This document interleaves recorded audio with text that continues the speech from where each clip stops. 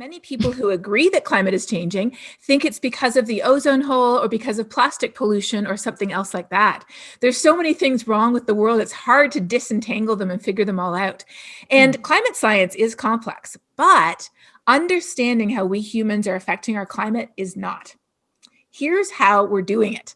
So our planet has this amazing blanket of heat trapping gases, carbon dioxide, methane, water vapor. And they keep our planet over 30 degrees Celsius warmer than it would be otherwise. How? Well, they act just like a blanket. So the sun's energy shines down and it goes through the atmosphere, sort of like a window. It hits the earth heats up, the earth gives off heat energy, just like your body. And then this blanket of heat trapping gases traps the earth's heat, keeping us at just the perfect temperature for life. In fact, we would be a frozen ball of ice without this incredible natural blanket. So then you might say, well, if it's natural and if it's the reason we have life on Earth, then what's the problem? Right. The problem is that by digging up and burning coal and gas and oil, we are producing more of these heat trapping gases that are wrapping an extra blanket around the planet that are trapping too much heat. It's as if someone snuck into your room at night and put an extra heavy blanket on you in the middle of the night, and you woke up sweating saying, what is this? I didn't need this blanket. That's exactly what's happening to the planet, and that is the only reason it's warming. According to natural factors right now, natural cycles, the sun, volcanoes, and more, the planet should be very, very, very slowly, gradually cooling. To eventually, in about 1,500 years, head into the next ice age, which is not good for us either. We humans don't want it too cold. We don't want it too hot. We want it just right.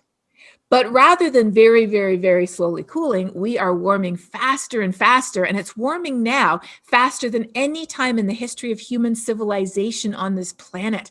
And that's why it matters. It's not about saving the planet. The planet will still be orbiting the sun long after we're gone. It is literally about saving us. Yeah. And the next question that you hear a lot from climate deniers are things like, well, how do you know that it is from us? The reason we know it's us is because for over 150 years, we scientists have been checking every other natural suspect. We have systematically gone through and checked every other thing that has ever caused climate to change in the past, because what people often don't realize is we're the ones who study that.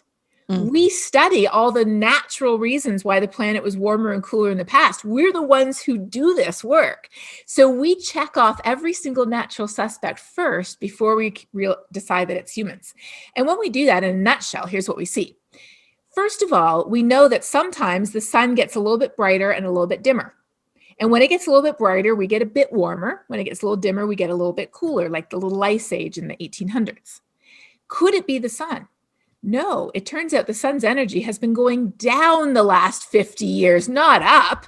So the sun's actually helping us out. We would be even warmer than we are today if it weren't for a little bit of help from the sun. Volcanoes produce a lot of particles that could go up all the way up to the upper atmosphere, where they actually act like an umbrella. So if you put up an umbrella, what does that do? The old word for umbrella is parasol, right? It protects you from the sun.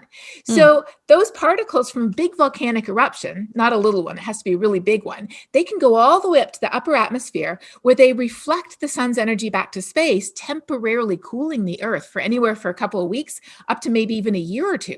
So volcanoes cool the earth. And here's the thing that I find a lot of people don't know. The number one argument is that it's just a natural cycle. Yeah, cyclical. Right. Exactly. Absolutely. That's the thing that I always hear. No, this is normal. This is what happens. This is how the earth works. Right.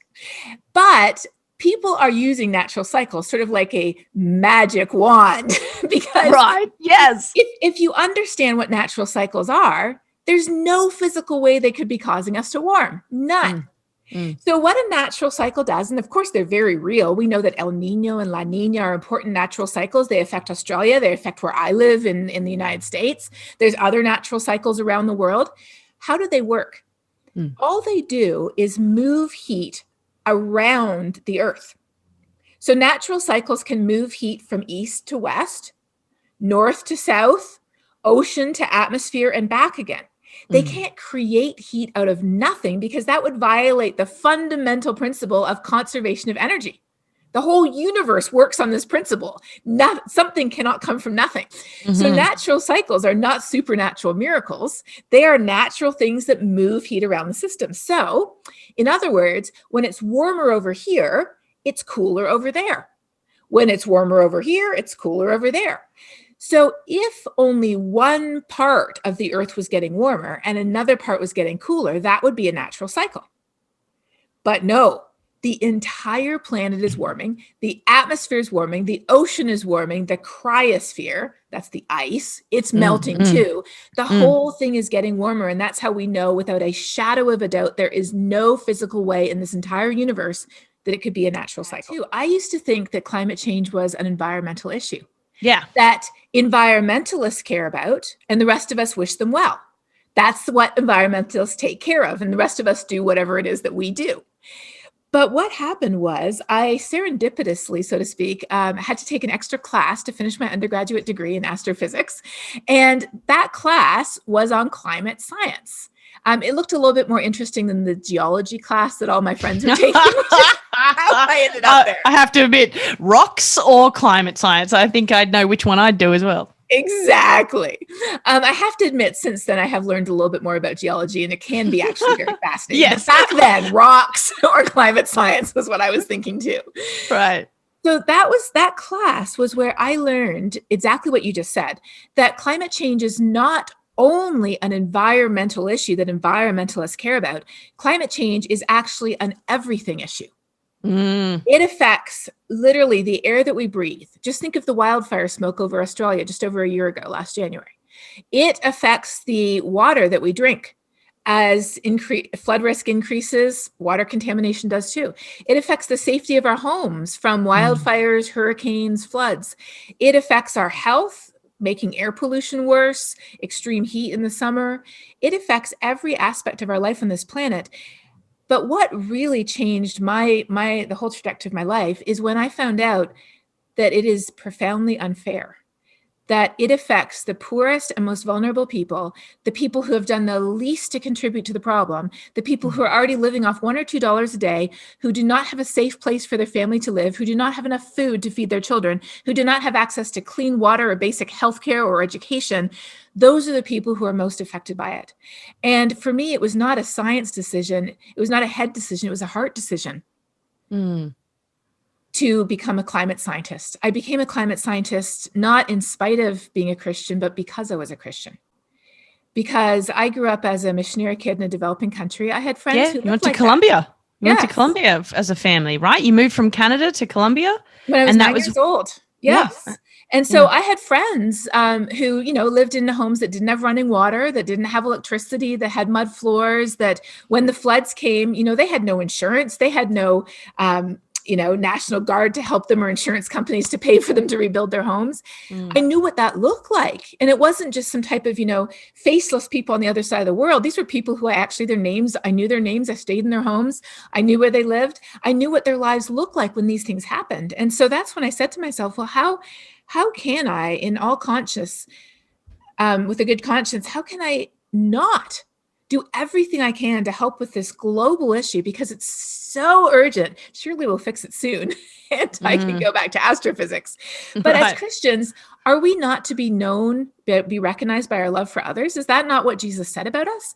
And it even said too, you can't say, oh, bless you to someone who's starving. You can't say, if somebody says I'm hungry, you don't give them a stone or even a Bible. If somebody has a physical need, you meet their physical needs. Yeah. And by doing so, you show them the love of God. You don't just tell them the love of God, you actually show them. So for me, again, caring about climate change and becoming a climate scientist was because I am a Christian. And I'm so glad that there's so many organizations and people who agree. We've got all kinds of fantastic Christian organizations like Tear Fund and Arasha and Plant with Purpose, who work with some of the poorest people on the planet, and they see the impacts of climate change firsthand. So it isn't that climate change is a distant issue in the future. It used to be, but it's not. Today, it is already affecting us where we live, even in Australia. And if we don't think it's affecting us, That's simply because we have not connected the dots between the way that our weather is getting weirder, our droughts are getting stronger, our heavy rainfall more extreme, our wildfires are burning greater area, sea levels rising, typhoons and cyclones are getting stronger. There's greater pressure on many poor countries with refugees who can no longer live where they used to live. Make no mistake, we might think that we're not being affected, but we already are. Yeah. And you touched on something there that I really want to pick up on with you, which is tribal politics. And I remember hearing a speech that you had conducted some time back where you said you were invited to a university to do a discussion, have a discussion. And at the end of your talk, you asked for questions, and one young man shot up his hand and said, he didn't even ask a question. He just said, you're a Democrat, aren't you? And you said, no, I'm Canadian. That's right. Right. And I laugh, but the reality is a lot of people identify these days with their politics, and it is their identity. And so I've heard you talk about this issue, saying that there are people that if you say I'm a Republican, what comes with that is a list of things, and including you are not someone that believes in climate change. Mm-hmm. And I've also heard you say that when you have conversations with people that don't believe in climate change or they think it's a hoax, that you start with the heart. Now, my question to that is, because obviously if they're a mother and you can relate to that, or if they're a father, or if they love fishing, and that's a way in to talk about climate change, how it affects the fish and how it affects the oceans getting warmer, so on and so forth. What happens if you don't have anything in common and someone is more about economics than anything else? Well, that's a great question. First of all, if I really can't find something that I could agree with them on, then typically I feel like I'm not the best person to have that conversation. I feel very strongly that we are simply called to walk in the good works that God has prepared for us in advance.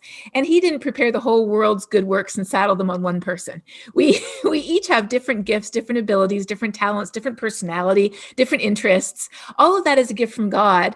And he didn't make me someone who can really have a good conversation about hunting with someone about how climate change affects hunting. I'm just not that person. I'm just not. Right. But on the other hand, if we want to talk about knitting, or if we want to talk about skiing, or if we want to talk about, water and sailing and things like that I love and enjoy, or being a Christian or being a mom, I can definitely talk about those things. Mm-hmm. So sometimes we're just not the right person to have that conversation.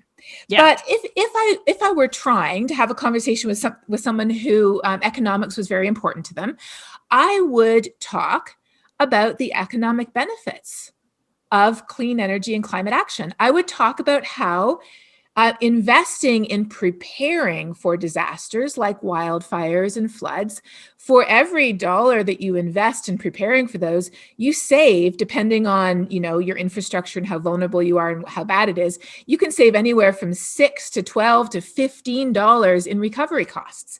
Doesn't that make sense economically? Yes. You can also talk about how, fossil fuels have been very beneficial for us over the years. The Australian economy has benefited from fossil fuels. The Canadian economy has benefited from fossil fuels. You and I have benefited from fossil fuels because they have powered our electricity over the past century. A woman's life used to be one of endless drudgery. All you would do one full day was wash clothes, and that was back in the days when people only had 2 outfits to wash. And then you'd spend the rest of the day finding food, cooking food, cleaning up after food, finding food, cooking food, cleaning up after food. There was no washing machine. There was no dishwasher. There was no stove, just an open fire. There was no refrigerator. So our lives are much better because of fossil fuels. But in the same way that we no longer use horses and buggies, we no longer use Model T Fords, we no longer use party line telephones, we no longer really use telephones plugged into the wall at all. In the same way, we are already starting to move beyond the ways that we've gotten energy in the past. And today, China and India are surging ahead of the United States, Canada, Australia, the UK. Don't we want to invest in the new clean energy economy that can grow so many jobs and that can even save us our own money? So on that note, actually, one of my favorite stories comes from Australia. It comes from my friend John, who's Australian. And his father was one of those people. Every time John would go over for dinner, his father would be like, well, John, I read on my favorite blog that there's more polar bears now than there's ever been. So how can you say that the Arctic is melting, endangering the polar bears? And bring up these talking points that you hear again and again. So this bothered John so much that he started to research the answers to his dad's objections. He turned it into a website, which is now the gold standard of debunking sciencey sounding arguments against climate change, which is called skepticalscience.com. He went back to school and got a PhD in cognitive psychology to understand what is it that drives people to come up with all of these bogus arguments. Do you think any of that convinced his father? Nope. No. His father did not budge an inch. But then the Australian government offered a significant rebate on solar panels in the area where John's father lived. Yes, 2007 or 8, I think it was. Exactly. You know exactly what I'm talking about. So what was John's father's identity? It was that of a fiscal conservative, a shrewd, sharp man who would pinch every penny, who would save money. And if the government was stupid enough to offer it to him, he would take it. So he crunched the numbers. He got the solar panels. He saved so much money. He would, every time he got his bill in the mail, he would email it or text or call to John and say, oh, guess how much money I just saved.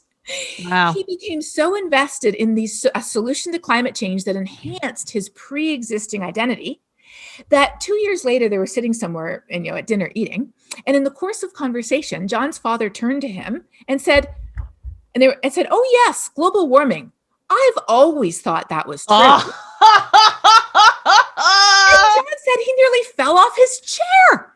He said, what do you mean? For years you would bring out all of these bogus arguments. And his father's like, what are you talking about? It's always been true. And have I told you how much money I saved this month on my solar panels? Priceless. And it is interesting because I've just finished the book that Bill Gates wrote on climate change. And obviously from his brain, he's a very technical kind of guy and very pragmatic. So things have to be numbers. The numbers have to make sense. And I've heard you say before that a thermometer doesn't give a different reading if you're a conservative or a liberal. It's the same number. And I really liked that because I think that's where people get really caught up. So it's really interesting because I just finished reading Bill Gates' book too. And in fact, when I saw the cover, I nearly choked because I have a book coming out in just a couple of months that looks very similar. Oh, no. I was like, oh my goodness. It's almost like, and then I started reading his book and it's so interesting because my book is almost like a companion book to his, because that's exactly what my book is about. The fact that a thermometer does not give you a different number depending on how you vote, literally. It literally doesn't give you a different number. But unfortunately, we live in a world where people think it gives you a different number. And so you can tell people all the numbers that you want, but if you don't take into account the fact that they will interpret those numbers through their pre-existing frame, then you won't get the action that you think you'll get. So that's what was so interesting about reading Bill Gates' book is because he has a very distinct frame as an engineer, right? And he still sort of assumes that everybody is going to operate according to his frame. But unfortunately, that is not the way the world works. So I would love to see people sort of read his book and my book together because I think they're sort of almost like the perfect pairing, explaining the information we need, which is important, but also explaining how we interact with that information. Well, another way to break it down, so there's two ways to break it down. One is by sector, which is the statistics you just quoted. So what different sectors, buildings, transportation, industry. Another way to break it down is simply, where is it literally coming from? And when you break it down that way, 75% is coming from burning coal, gas, and oil. 75%. And 25% is coming from agriculture and deforestation. So that I think is a little bit of a different way. And they're both of them are very helpful ways to look at it. What looking at it by sector shows us though, is that there's no one, I hate to use this analogy, but I'm still looking for a better one. There's no one silver bullet, so to speak, that will fix it. I know there's no one perfect solution. There's no like magic wand. If you just wave one magic wand and you get one thing, it'll fix it all. There isn't. Why? Because it runs through the entire fabric of our society. So that means that there's no one solution, but it also means that there can be many different solutions. And that's why I'm such a big fan of Project Drawdown. Yes, me too. That was on the list for next question. Oh, okay, well, there you go. And I love that because they really do a very good job of talking about the breadth of the solutions that we need, and many of which we already have. So some of them are obviously solar, wind, storage, and storage can be very old school. You can have pumped hydro storage where you literally use extra wind and extra sun to pump water uphill, and then it runs down at night when the sun isn't shining. We also need to have carbon neutral liquid fuels. And there's technology to turn agricultural waste, even coffee grounds, into liquid fuels. They've been running, the iconic red double-decker buses in London. They've been running partially off coffee grounds now for many years. It's phenomenal. It's absolutely brilliant. Yeah. And then in the United States, United Airlines, which is one of the biggest airlines, they have been refueling their planes in the LA airport with biofuels for the last 5 years. Wow. So, and then there's even new technology where people are sucking carbon out of the atmosphere and turning it into carbon neutral liquid fuels. So that's another part of the solution. But then we have to understand that having too much carbon in the atmosphere is not good, but having carbon in the soil and the biosphere is very good. Carbon is the building block of life.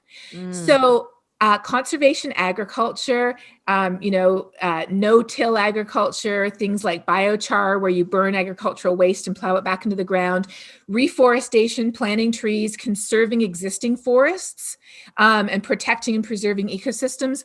All of this can help put carbon back into the soil, back into the ecosystems where we want it, where they help to clean up our air, clean up our water, and also take carbon out of the atmosphere. So that's nature-based solutions, which is what they call them, is another big part of it. And then there's the simple fact that we are incredibly wasteful. Yes. We are so wasteful. In the United States alone, I think over 60% of the energy we produce is lost as waste heat. 60%. That's so much, isn't it? And then our food, we throw out over 40% of the food that we produce. Throw it out. It just goes bad, or it didn't look right, or it sits in the back of our fridge, or the restaurant servings are too big. And this happens in Canada too. It happens in Australia. And in poor countries, it happens because they don't have refrigeration. They can't keep things preserved long enough. So there's so much that we can do in so many different areas. The good news is that there's solutions in almost every area of life that we can think of that will make our life better and will also help with climate change too. So there's no question that the environment is changing. And by environment, I mean more, what people think of companies and what companies think that they should be doing. That is changing. And companies are realizing that their reputations are on the line. When there are already pioneers, whether it's in the fashion industry, the banking industry, the energy industry, the car industry, when there's already pioneers who are making big changes, other companies are looking at those pioneers and realizing we have to do something to catch up or we're going to be left behind. Yes. So there's no question that is already happening. But unfortunately, what's happening with a lot of organizations is lip service, or to put it in an even worse way, greenwashing. Yeah. So, for example, you might have a big bank that says, oh, yes, we plan to be net zero by 2050. But then you come to find out that they have been providing hundreds of billions of dollars in loans to fossil fuel companies for new oil and gas exploration. How does that match up? And then you have, an oil and gas company like British Petroleum or BP who says, oh, we plan to be carbon neutral by 2050. And then you say, well, how are you doing that? And you start to look into what they're doing. Nothing. Niente. Yeah. And so it isn't like 2050 is a magic date. If we do nothing up to 2050 and then we do everything at the last minute, that's great. That's not the way it works. The way it works is we as a world, we have a certain amount of carbon we can produce. And if we produce all of that carbon in 2 years, well, then past that, we're already past 1.5 degrees. The next set of carbon, then we're past 2 degrees. It isn't like we can do whatever we want until a certain date. It's that we only have so much carbon we can produce. And so I feel like attitudes are shifting and perceptions are shifting. And climate change, it's not a giant boulder sitting at the bottom of the hill right now with nobody pushing it up. It's already starting to roll down the hill, but we just don't have enough hands on it yet. There's a lot of hands on it. It's moving very slowly, but there's a lot of people who are bystanders who are saying, oh, yes, I'm going to help roll it down. We have a plan to help roll it down, but they haven't actually put their hands on the rock to help roll it down the hill. Yeah. And I think it would be remiss of me to not ask, but you hear it kicking around all the time. The 97% of climate scientists believe that climate change is real. And often you'll hear people say, well, the 3% are the people that are not being paid to have that kind of information, right? I know you're laughing and I feel the same way. Whereas it's actually exactly the opposite. Right, exactly. Can you just speak into that a little? Yes. So I know that climate is changing because I have looked at the data and I have checked all the alternatives, and it is very clear that climate is changing, humans are responsible, and the impacts are serious. Now, that 97% was based on looking at what individual people said. But if you actually look at scientific certainty, how certain scientists are that climate is changing and humans are responsible, which means that we have looked at every other alternative, we are, and this is literally a quote from a scientific study, we are 99.9999% sure. Wow. So here's the thing. Imagine if you had thousands of aeronautical engineers who told you that they were 99.9999% sure that the aircraft you were going to get on was going to have a very serious accident sometime in the future. And then imagine if you had 1 or 2 or 3 people who had degrees in aerospace or aeronautical engineering, but they worked for the company that manufactured that airplane, or they were consultants. But when you dug into where their consulting fees came from, they came from the company who built the airplane. And they were telling you that there was no problem. It was totally fine. You should just get on the airplane. I mean, who would any reasonable, rational human believe? That's the situation that we're in today. But because we scientists always like to scratch that itch and figure out, is there something that we missed? A few years ago, John, who I told you about earlier, and I, and about 4 or 5 of our other colleagues, we decided that we were going to take the studies that had been published, the scientific studies that had been published in the last 10 years, showing that, or claiming to show that climate was not changing or humans were not responsible. And we would look at them to see if they had a point. So over the last 10 years, there have been thousands of studies published showing that climate is changing and humans are responsible. In fact, as of this past year, there are 2.6 million scientific studies that have been published over the last 200 years. Oh, wow. 2.6 million. Yeah. Over the last 10 years, there were 38 studies that were published typically in scientific journals that weren't directly related to climate science. They would find other journals that had to do with something else, not climate science, and that's where they would publish them. And there were 38 studies that said either that climate wasn't changing or that it wasn't humans, but they didn't have a coordinated, one said it was this, one said it was that, one said, you don't know what it is. They all had a different conclusion they came to. So we took these studies and we reanalyzed every single one of them from scratch to see if, was there something that we had missed? Right. Because that's what scientists do. You're happy to change your thoughts and based on facts. So I'm glad you did that. And what was the result? Well, I would love to be wrong, because if climate isn't changing or humans aren't responsible, I would be delighted. Right. To be astrophysics. Right. Yes. Exactly. Much less stressful, much less hate mail. But here's what happened. We found in every single study, we found at least one error, at least one. Sometimes a mathematical error, sometimes they left out a factor they should have included, sometimes there was an assumption that was incorrect. We found an error in every single study that, when it was corrected, brought that study right back into line with the scientific consensus that is based on literally millions of studies that have been published over the last 200 years that are crystal clear that, it really is us. That's why I really appreciate having people like you to have conversations with, because there is hope, there is optimism still there. And for someone like me, it's something that you want to cling to a little bit. But I think breaking it down into sectors and seeing that there is innovation and investment, that's fantastic. But that all of us don't forget, you're not alone, and that all of us can make a difference when we come together. Oh, absolutely. In fact, that's really what my new book is about. So my new book is coming out in September, and I'm pretty sure it's going to be available at least on Kindle or, ebook in Australia, if not in paper copy, but probably paper too. And it's called Saving Us. a climate scientist case for hope and healing in a divided world. And what I did was I did a very deep dive into that exact question. How can we as individuals make a difference?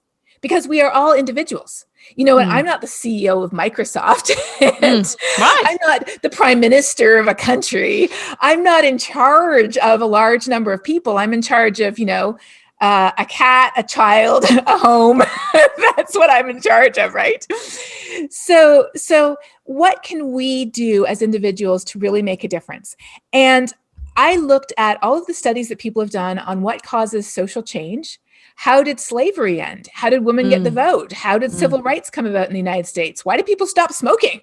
Why are we stopping using plastic these days? How did all these things happen? How did social change happen? It turns out it began with individuals. It began with individuals looking at the way the world was and saying, this is not the way it should be. This is not the way the world should be. There's a better way for the world to be. And so then what did they do?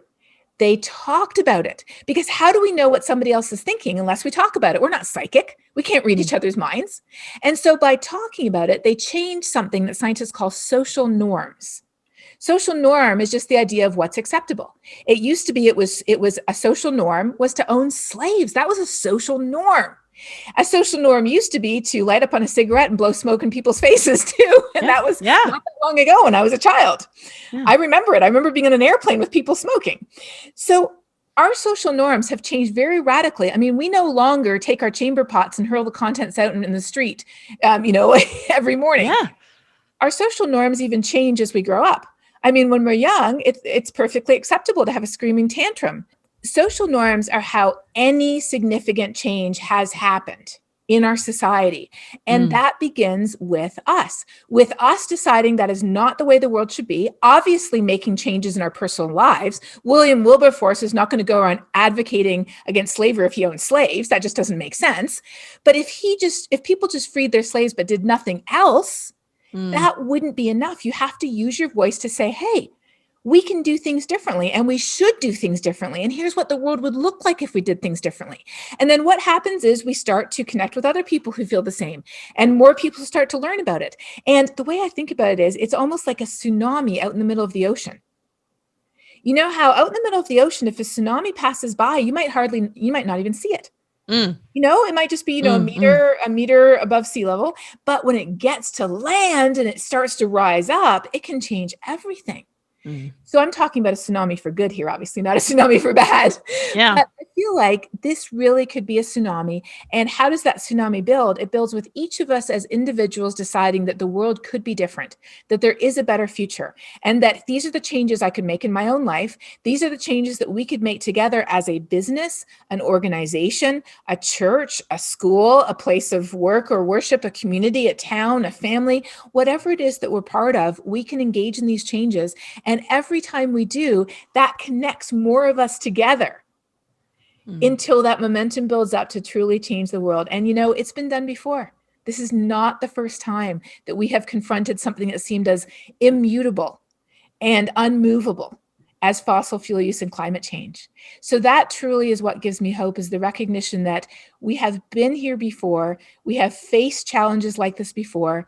The world has changed for the better. And that's why, even though so much of the denial, sadly, in the United States, in Australia, in my home country of Canada, though so much of the denial often has, religiously sounding window dressing on it, so to speak, the reality is it is politically motivated. We have somehow lost our way. Katharine, honestly, I know that you have 1,000 things to do tonight, probably still got more Zoom calls, but I really, really, from the bottom of my heart, thank you for having this conversation.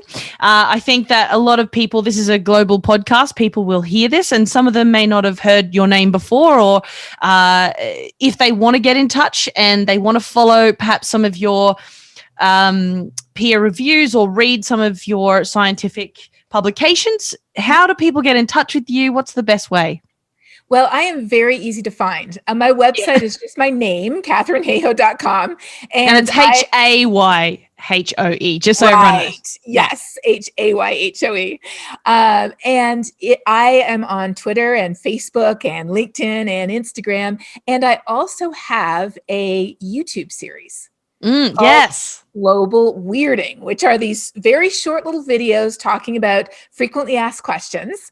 How do we know it's not a natural cycle? Why does just a few degrees of warming matter? How does climate change affect me in the places where I live? And here's the interesting thing. You know what our most popular episode is? What does the Bible say about climate change? Interesting. That's the most popular one. And this is not a Christian series. I did it with PBS in the US, but those are the questions that everybody wants to know. Fascinating. Well, Katharine, you are just a shining light, and I truly appreciate your time. And thank you so much. Oh, no, thank you for having me. This is such a pleasure.